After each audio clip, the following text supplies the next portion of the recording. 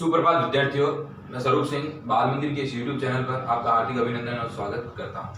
विद्यार्थियों, हम कक्षा 12वीं के अध्याय 9 व्यवसायिक विधि व अनुबंध अधिनियम को पढ़ रहे थे। व्यवसायिक विधि व अनुबंध अधिनियम को पढ़ रहे थे। हमने व्यवसायिक विधि में सर्वप्रथम हमने विधि को जाना। विधि यानी संनियम, जो केंद्र सरकार और राज्य सरकार के द्वारा जो नियम बनाए जाते हैं तमाम प्रकार के जो मानवीय व्यवहारों को नियंत्रित करने के लिए। और फिर वही विधि व्यापारिक के अंदर आती है। जब हम व्यापार करते हैं, जब हम लंबे स्तर पर व्यापार करते हैं, आज के दैनिक युग में हम जो तमाम प्रकार के जो व्यवसाय करते हैं, उस व्यवसाय को जोड़ने के लिए हम इस व्यापारिक विधि का प्रयोग करते हैं। और व्यापारिक विधि के हमने क्षेत्र को पढ़ा था कि तमाम प्रकार के जो व्यापारिक विधि का अलग अलग जो क्षेत्र था, अलग अलग जो उसके क्षेत्र को हमने पढ़ा। तमाम उसके अंदर विभिन्न प्रकार के ऐसे एक्ट को पढ़ा था। अनुबंध अधिनियम है, साझेदारी अधिनियम है, कंपनी अधिनियम है, पंच निर्णय अधिनियम है, वस्तु बिक्री अधिनियम है। तमाम प्रकार के ऐसे अधिनियमों को हमने जाना। उसके अंदर मुख्य रूप से हमारा जो टॉपिक रहेगा वो अनुबंध अधिनियम सन 1872 रहेगा। विद्यार्थियों, ये जो चैप्टर है, ये जो अध्याय है, आपके लिए बहुत ही बड़ी भूमिका निभाएगा माध्यमिक शिक्षा बोर्ड की परीक्षा के अंदर भी, आगे आप बीकॉम करोगे वहां भी, और भी कई कॉम्पिटिशन एग्जाम्स के अंदर भी। आप अगर आप लॉ भी करना चाहते हो तो वहां इस अधिनियम की बहुत बड़ी भूमिका रहेगी। इसलिए विद्यार्थी इस वीडियो को पूरा देखें और अपने नोट्स भी बनाएं और समझने का प्रयास करें जहां तक इसे रटे नहीं। विद्यार्थियों, हमने विधि को पढ़ा था और विधि के अंदर हमने व्यापारिक विधि को पढ़ा था। और आज हम भारतीय व्यापारिक विधि के स्रोतों को पढ़ेंगे कि जो ये भारत की जो व्यापारिक विधि बनी, ये व्यापार करने के बाद हम जो नियम बने, इन नियम ये कैसे बने और इन नियमों को कहां से लाया गया। तो अगर हम बात करें तो भारतीय ये जो व्यापार हम करते हैं, इसके अंदर जो कानून बना, नियम बने, उसकी स्रोत, ये कहां स्रोत का मतलब सोर्स कैसे उत्पन्न हुई। अगर मैं बात कहूं विद्यार्थियों, तो भारत पर सर्वाधिक राज ब्रिटिश का रहा, विदेशी अंग्रेजों का राज रहा। अगर ब्रिटिश का राज रहा तो इंग्लैंड के जो व्यापारिक जो विधि थी, उनके ही द्वारा ही जो वाणिज्यिक संनियम थे वो अधिनियम ज्यादा लागू हुए। उस अधिनियमों से ही इस व्यापारिक विधि को लिया गया। मगर गौर करें विद्यार्थियों, ब्रिटिश का राज रहा भारत पर, तो इंग्लैंड का जो वाणिज्यिक अधिनियम थे वो वाणिज्यिक अधिनियम थे वो व्यापारिक विधि पर लागू हुए। मगर भारत की परिस्थितियों को देखकर इसकी जो संरचना हुई, वो भारत की परिस्थितियां, भारत का वातावरण और भारत के रीति रिवाज जो भारत के अंदर लागू होते हैं, उन तमाम प्रकार के रीति रिवाजों, उन तमाम प्रकार के भारत के वातावरणों और उनके संदर्भ में बात हुई और उनको भी ध्यान रखते हुए ये व्यापारिक विधि बनाई गई। असर ब्रिटिश सरकार, जो इंग्लैंड की सरकार थी, जो इसका आधिपत्य था देश पर, उसका हुआ, उसके संनियम, उनके नियमों को लिया गया। मगर जो मुख्य रूप से जो इसकी संरचना हुई वो भारत की रीति रिवाज, भारत के वातावरण और भारत की संरचना को ध्यान में रखते हुए इसका व्यापारिक विधि का स्रोत उत्पन्न हुए और व्यापारिक विधि का निर्माण हुआ। अब व्यापारिक विधि का निर्माण जब हुआ तो कौन कौन से नियमों से लिया गया, उनके बारे में हम आज चर्चा करेंगे। तो कुछ ऐसे जो नियम थे, जैसे इंग्लिश कॉमन लॉ। क्योंकि इंग्लिश कॉमन लॉ से इसलिए लिया गया क्योंकि ब्रिटिश सरकार का भारत सरकार पर आधिपत्य था। ये नियम होते हैं जो नियम से भी परिनियम होते हैं, जो तमाम प्रकार की केंद्र सरकार और राज्य सरकार की विधानसभा और केंद्र सरकार की जो संसद होती है, उससे मिलकर जो नियम बनते हैं, जो राजनीति के द्वारा परिवर्तन होते हैं, उन नियमों से ये व्यापारिक विधि ली गई। और भारतीय रीति रिवाज, क्योंकि ज्यादा वातावरण, ज्यादा परिस्थितियां भारत की रही और भारतीय रीति रिवाज को ध्यान में रखते हुए इस व्यापारिक विधि के नियमों को बनाया गया। गौर करें विद्यार्थियों,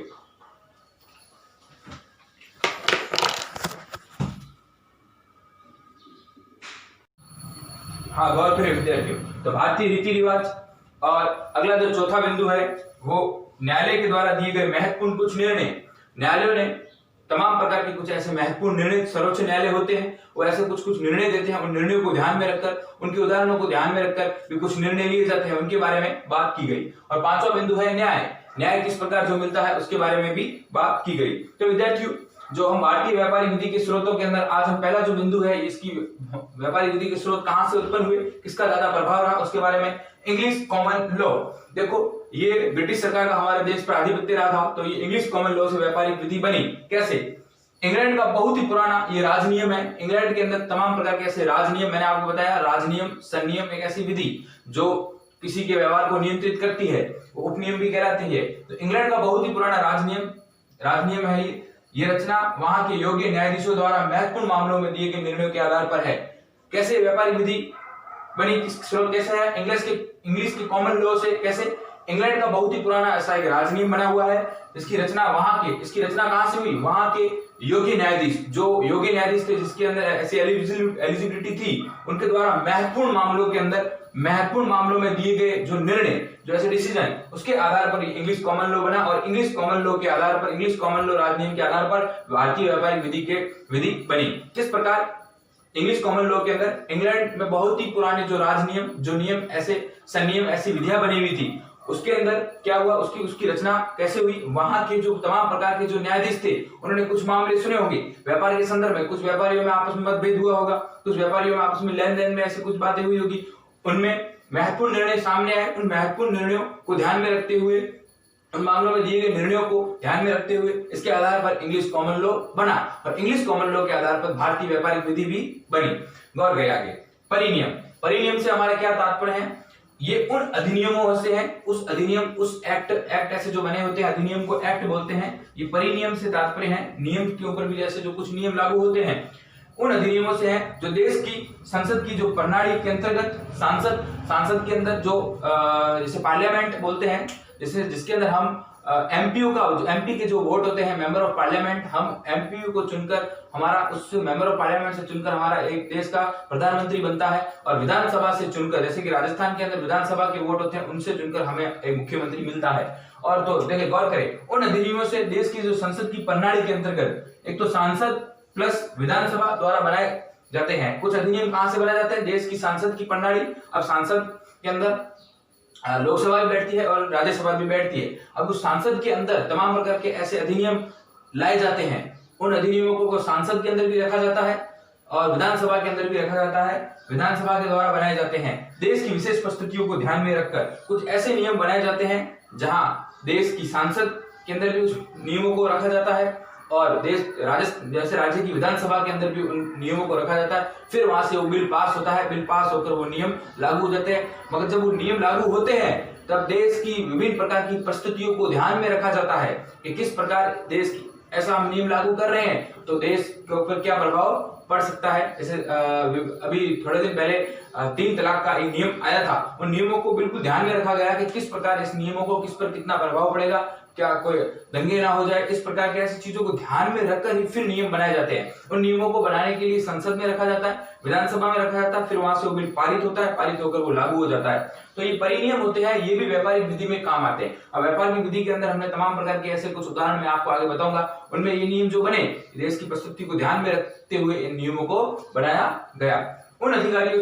उन अधिनियमों से देश की संसद की प्रणाली के अंतर्गत, देश की संसद की प्रणाली कौन कौन सी होती है? संसद और विधानसभा के द्वारा बनाए जाते हैं। ये ऐसे नियम है, उन अधिनियम, परिनियम से तात्पर्य हमारा उन अधिनियमों से है जो देश की संसद की प्रणाली यानी संसद के अंदर विधानसभा के द्वारा ये बनाए जाते हैं, विधानसभा के द्वारा ये लागू किए जाते हैं। देश की परिस्थितियों को ध्यान में रखते हुए इसे परिनियम कहा जाता है। अब है भारतीय रीति रिवाज।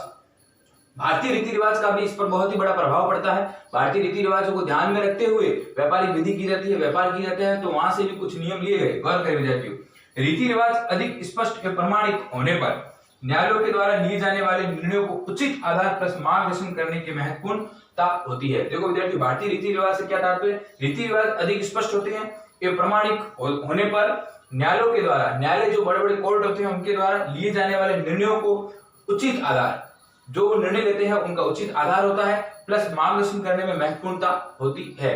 जो कुछ ऐसी व्यापारिक विधि होती है उसके अंदर जो हम व्यापार करते हैं उसके अंदर भारतीय रीति रिवाजों को भी देखा जाता है। भारतीय रीति रिवाज के अंदर भारतीय रीति रिवाज बिल्कुल एकदम स्पष्ट होते हैं और उसकी प्रमाणिकता होती है। तो न्यायालय के द्वारा जो भी निर्णय लिए जाते हैं, उचित निर्णय लिए जाते हैं, वो भारतीय रीति रिवाजों की स्पष्टता को देखकर, उनको प्रमाणिकता को देखकर जो वो लेते हैं निर्णय, वो मार्गदर्शन करते हैं। उनको निर्णय लेने में भी न्यायाधीशों को वो मार्गदर्शित करते हैं और मार्गदर्शित कर ही वो ऐसे निर्णय लेते हैं ताकि वो भारतीय रीति रिवाज प्रभावित ना हो। इसे भारतीय रीति रिवाज का भारतीय व्यापारिक विधि के अंदर इसका तात्पर्य है।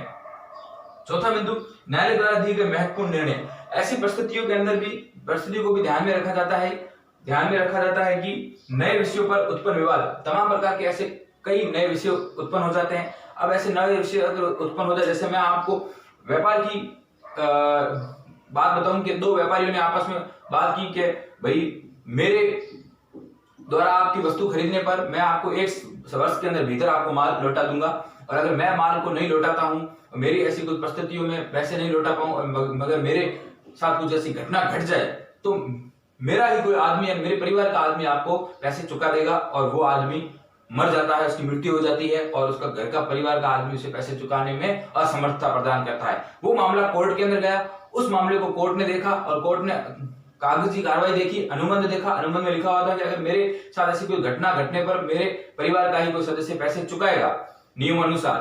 फिर कोर्ट ने एक ऐसा आदेश दिया कि वास्तव में आपके परिवार का आदमी को पैसे चुकाने होंगे, क्योंकि ये पहले से ऐसा अनुबंध हुआ है, और कोर्ट ऐसा आदेश देता है तो उस आदमी के परिवार के किसी भी सदस्य को पैसे चुकाने होंगे। तो ये एक ऐसे जो निर्णय होते हैं, ऐसे जो डिसीजन आते हैं, ये एकदम व्यापक हो जाते हैं। फिर इसके आधार पर ही दूसरे कोर्ट के जो भी जज होते हैं वो उस बेस पर निर्णय देते हैं। तो यही वही है कि न्यायालय के द्वारा दिए गए महत्वपूर्ण निर्णय। गौर करें विद्यार्थियों, परिस्थितियों को ध्यान में रखते हुए नए विषयों पर जो उत्पन्न विवाद पर अन्य न्यायालयों का सर्वोच्च न्यायालय द्वारा लिए गए निर्णय अधीनस्थ न्यायालयों द्वारा निर्णय लेते समय उदाहरणों के रूप में प्रयोग होते हैं। यानी गौर करें विद्यार्थियों, न्यायालय द्वारा दिए गए महत्वपूर्ण निर्णय, न्यायालय ऐसे महत्वपूर्ण निर्णय देते हैं, ऐसी परिस्थितियों को ध्यान में रखते हैं कि कुछ ऐसे विवाद जो नए हमारे सामने आते हैं, विवाद जो सामने आते हैं, यानी उस जज के सामने आते हैं, तो अन्य न्यायालयों को सर्वोच्च न्यायालय द्वारा लिए गए निर्णय, अन्य न्यायालय क्या करते हैं कि ये देखते हैं कि जो छोटे न्यायालय होते हैं, जो निम्न उस न्यायालय होते हैं, वो ये देखते हैं कि सर्वोच्च न्यायालय ने क्या निर्णय लिए थे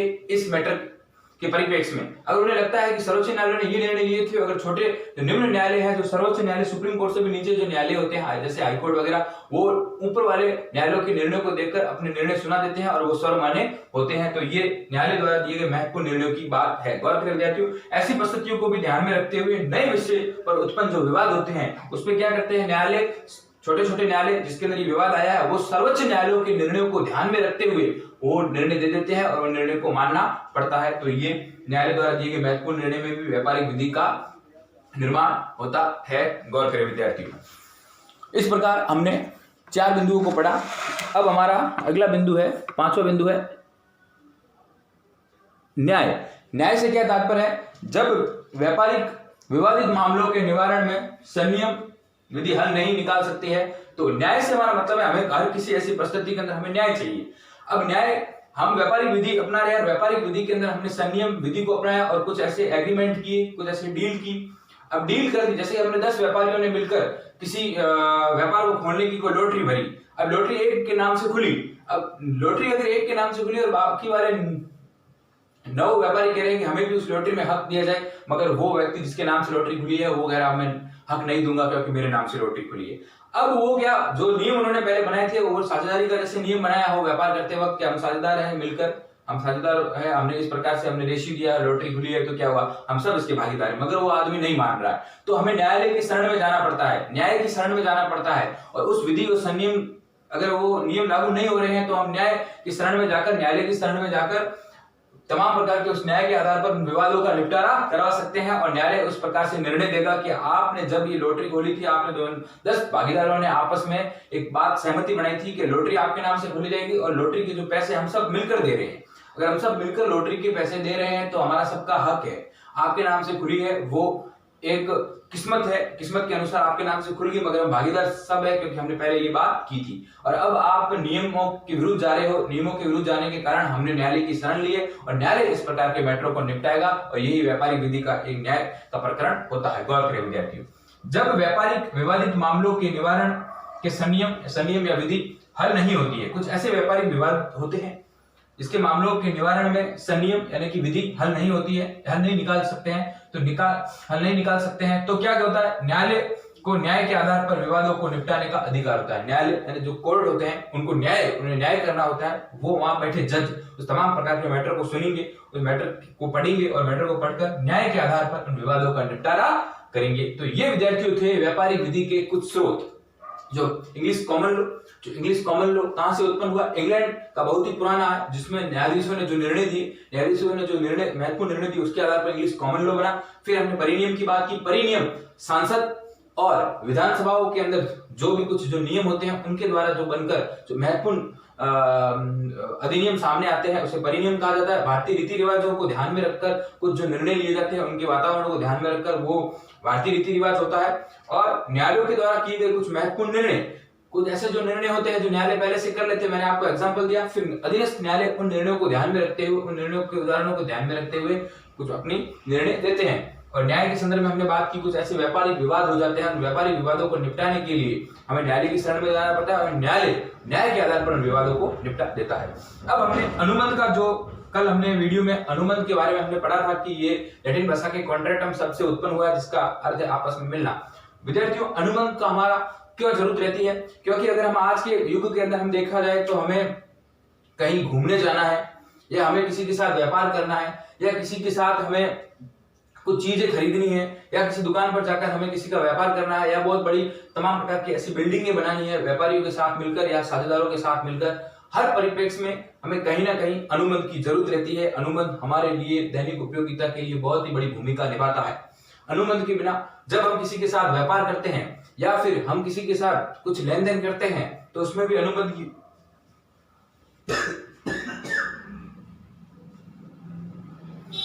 बहुत बड़ी भूमिका रहती है। और अनुबंध को हमने इसलिए अनुबंध की परिभाषा को पढ़ा और वास्तव में अनुबंध किस किस जगह काम आता है। जैसे कि हम किसी स्कूल को चला रहे हैं और हम दो साझेदार मिलकर स्कूल को चला रहे हैं तो हमारे बीच में अनुबंध होगा। अनुबंध ये होगा कि जब भी स्कूल के जो सब खर्चे निकालकर जो पीछे जो कुछ बचेगा उसमें हमारा बराबर का हिस्सेदार रहेगा, तो इसमें भी अनुबंध की आवश्यकता रहेगी। एक व्यक्ति जब घर के अंदर पुताई करने आ रहा है और उसे कहा जाता है कि पूरी पुताई करने के बाद तुम्हें पैसे दिए जाएंगे, तो भी अनुबंध की हमें जरूरत रहती है। जब हम किसी दुकान को लगाते हैं मिलकर और हम अनुबंध अधिनियम करते हैं, आपस में एक दूसरे के साथ कॉन्ट्रैक्ट करते हैं, कॉन्ट्रैक्ट करके हम काम होते हैं। जो बड़े बड़े ठेकेदार होते हैं वो सरकार से कॉन्ट्रैक्ट करते हैं और रोडे बहुत बड़ी बड़ी रोडे बनाते हैं, ब्रिज बनाते हैं, तो इनके बीच में अनुबंध होता है। और उस दौरान ब्रिज बनाने के दौरान जो बड़ा ठेकेदार है उसका कोई व्यक्ति उस घटना घटित होकर कोई आदमी मर जाता है तो उसका एक सरकार से अनुबंध होता है कि जो व्यक्ति मरा है उसको उस प्रकार का मुआवजा दी जाए, तो भी हमें अनुबंध की जरूरत होती है। ऐसे कई उदाहरण है जहां हमें अनुबंध की जरूरत होती है हमारे दैनिक जीवन की उपयोगिता में। अब हमने अनुबंध के बारे में पढ़ा था और अनुबंध शब्द की उत्पत्ति यानी कॉन्ट्रैक्ट, इसे अनुबंध को कॉन्ट्रैक्ट कहते हैं, जो लैटिन भाषा के कॉन्ट्रैक्टम शब्द से उत्पन्न हुआ है। लैटिन भाषा के कॉन्ट्रैक्टम शब्द से उत्पन्न हुआ है, इसकी हमने बात कर ली। और मैंने बोला था अनुबंध अधिनियम के अंदर 266 धाराएं थी।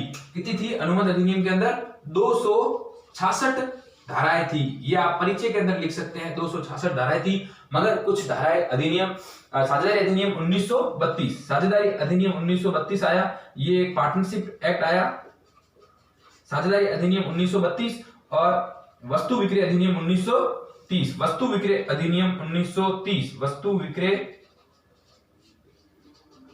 अधिनियम 1930। इन दोनों के आने के कारण कुछ जो ये अलग से एक्ट बन गए, जो अनुबंध के ही भाग थे, ये अलग से एक्ट बन गए, साझेदारी अधिनियम 1932 और वस्तु विक्रय अधिनियम 1930। ये जब एक्ट बने तब जो अनुबंध की जो धाराएं थी 266 धाराएं वो थोड़ी कम हो गई, उनमें धाराओं में थोड़ा सा कमी आ गई। और फिर उसका जो कुछ परिचय है उसके बारे में हम बात करते हैं। अनुबंध अधिनियम की धाराएं जो 266 थी और जो वर्तमान में अब कम हो गई, किस कारण हुई? साझेदारी अधिनियम 1932 के कारण और वस्तु विक्रय अधिनियम 1930 के कारण।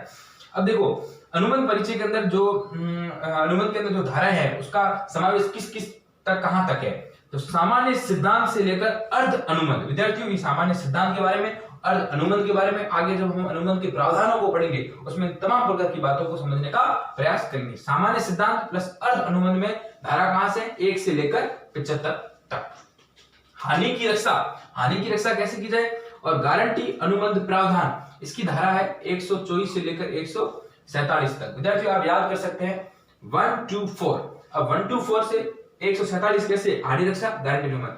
4 और 2 5, 4 और 2 6, 6 और 1 7, तो इसे लिख दें 7, लास्ट में लिख दें 7। और ये 2 को उड़ा दे और 1 और 4 को, ये 1 और ये 4, सीधा आप लिखें 124 से 1 और 4 और फिर इन तीनों को जोड़े 7, तो अपने आप आगे वाली धारा आ जाएगी 147। तो गौर कर सकते हैं हानि रक्षा प्लस गारंटी अनुबंध का प्रावधान 124 प्लस 147, 1 to 4 को जोड़ दे, पीछे आगे 7 और ये 2 को उड़ा दे, 1 और 4, 147। गौर करें विद्यार्थियों, निक्षेप प्लस ग्रीवी अनुबंध। निक्षेप, इन शब्दों को समझाऊंगा, निक्षेप क्या है, ग्रीवी अनुबंध क्या है, आगे इसकी पूरी व्याख्या से बात होगी। तो ये है 147 से खत्म होने के बाद 148। 1 for 8। अब विद्यार्थियों 148 की अगर बात हो रही है तो इसे भी आप याद रख सकते हैं कि इस धारा को 1 ले ले, इस धारा को 8 ले ले, 18 और लास्ट में इस एक वाले को यहाँ लेके जाए 181।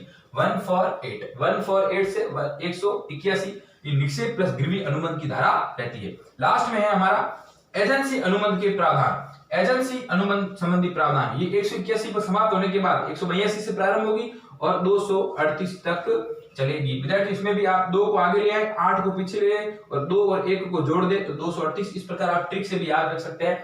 तो सामान्य सिद्धांत प्लस अर्ध अनुबंध की धारा 1 से लेकर 175 तक। हानि रक्षा और गारंटी अनुबंध की धारा 124, 124 के बाद 1 4 2 को जोड़ा तो 7, फिर 1 को 4 को लिया तो 147 तक। निक्षेप प्लस गिरवी अनुबंध 148, 148 प्लस 181, प्लस का मतलब 148 से लेकर 181 तक। एजेंसी अनुबंध संबंधी प्रावधान 182 से लेकर 238 तक। इस प्रकार अनुबंध का जो परिचय है, हमने अनुबंध की परिभाषा को समझ लिया है। अब हम आगे अनुबंध के बारे में बात करेंगे, चर्चा से बात करेंगे, गत वीडियो में करेंगे। धन्यवाद विद्यार्थियों।